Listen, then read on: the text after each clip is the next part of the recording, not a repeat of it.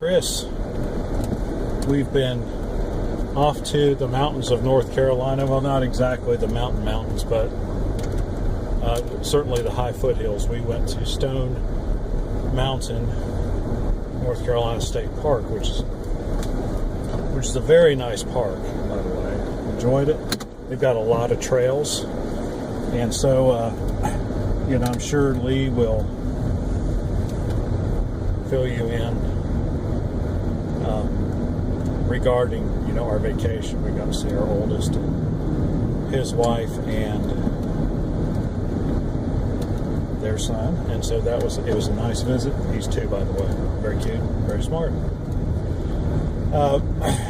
No, what I want to talk about today is we only went. This is a fitness update. Felt kind of bad last week because we only went to the Y twice because we just didn't have time to go 3 times. We were going on Monday, Wednesdays, and Fridays, but it starts to interfere with work a little bit. And we decided to go on Tuesday, Thursday, and Saturday. Well, of course, while Saturday rolls around, we're not here. We're in the mountains at a campsite. So we were feeling a little bit guilty about it. Not really. I mean, we're just doing the best we can. And we're doing what we can when we can. So, but we really wanted to set a good, schedule and stick with it and all that.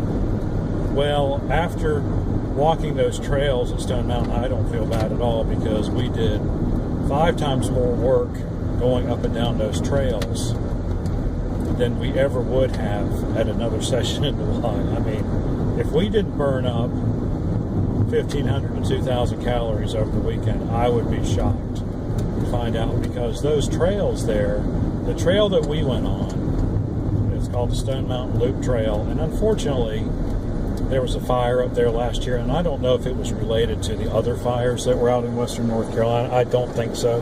I think it was just a fire that happened to happen there. Of course, the mountain is included in the trail. You go up over the mountain, which is 2,300 feet above sea level, which really doesn't mean a whole lot. To put it in perspective, the camp where we were at is at 1,800 feet, and the midpoint of the trail, which is called the Hutchins Homestead, which was a mid-1800s settlement. I mean, a family. Built a house, built some outbuildings, did what pioneers do.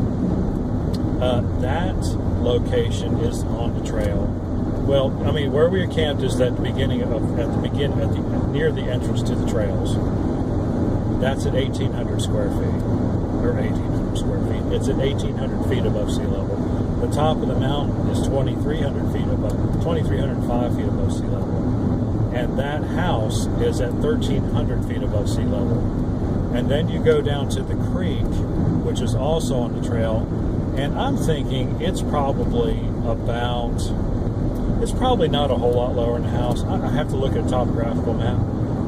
Internet access, we got 1x, which means I could get my email and I could check my Facebook, but that was it. I couldn't do anything else. Forget downloading anything or using Google Maps or anything like that. But anyway, I'm thinking that creek is it's at the bottom of the valley.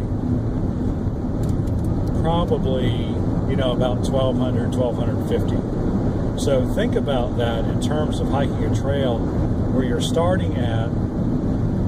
And the other thing you need to know is that the part of the trail that goes up the one side of the mountain was burned out during the fire. So you cannot go that way. So what we did was we walked.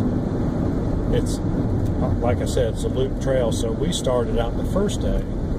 We missed a turn somehow, and so we started walking the trail clockwise. So we went all the way down as far as we could go, and then made it out to the Hutchins Homestead, which is about halfway. Then we had to turn around and walk back that way. And so you're talking about 500 feet of elevation change coming back. 600 feet, almost 600 feet of elevation change coming back. So, and the vast majority of that elevation change is a set of stairs multiple levels, like a deck, only, 20 times longer or 30 times longer, whatever. I think I heard it was 800 and some steps from the very bottom of the waterfall to the top of the trail, and then even when you get to the trail, you still have another 200 or 300 feet of elevation change to go. So that's pretty steep. And so to go out to the Hutchins Homestead and come back the first day took us 5 hours. Now, granted, we had the 2-year-old with us, and he was being carried by his parents in a harness. But still, we did take a little breather when we got out there. But we were very tired when we got back.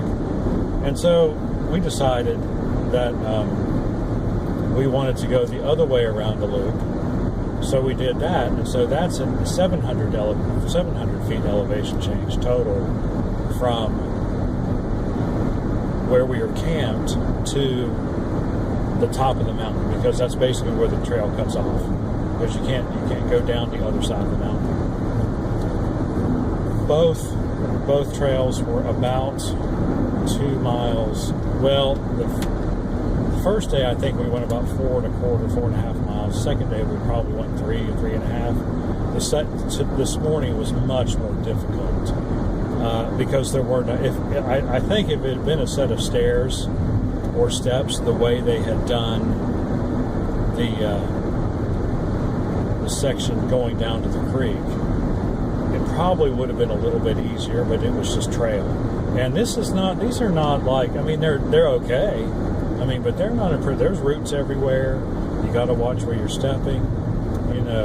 There's places in the trail that have been worn away because of rainwater, and they filled them with gravel. But it's not like going to your average state park around here.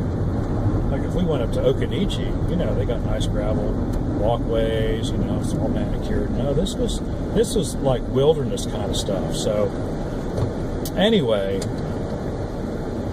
That was the going up part was much harder than the going up part coming back yesterday. And then even coming back down off the mountain, it was such a steep grade most of the way that, I think I'd almost rather climb than come down. It puts so much stress on your legs because you have to be careful. You have to be careful not to slip and fall, because if you do slip and fall, you're going down the mountain. So there's a little pressure there. But it was a beautiful sight to get up there. Unfortunately, it's a big dome of rock. It's not really a mountain like you would normally think of a mountain, like with a peak. It doesn't really have a peak. It's like an inverted saucer. It's dome-ish. And so you really can't get to the edge to look over. You can get further and further away from the top, but at some point, it does get steep enough that you'll fall off, but there's no cliffs there. It's just rounded. But it's not perfectly round. So there are places you can walk down and get fairly close to the edge, but there's not really. It's not like a classic mountain shape that you would think of. But anyway, by the time we got back down to the parking lot, we're ready to leave today. I was just exhausted.